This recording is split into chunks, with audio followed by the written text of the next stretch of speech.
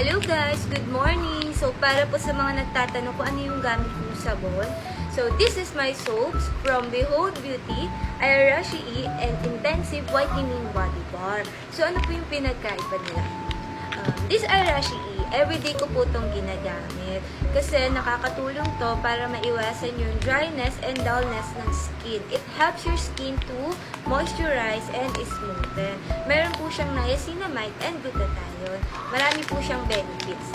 So, ganun din naman po si Intensive Whitening Body Bar. But, meron po siyang micro-peeling effect. Kung gusto niyo pong mag-exfoliate ng skin, perfect po to. Lalong-lalo na sa mga dark areas natin like bikini area, butt area, underarms, and kahit saan po sa part ng body natin. So ako, kinocombine ko to. Ito is 3 times a week ko lang siyang gamitin. Ito is everyday. So pwede siyang alternate if you want. So, andyan po yung yellow basket ko. Grab yours now.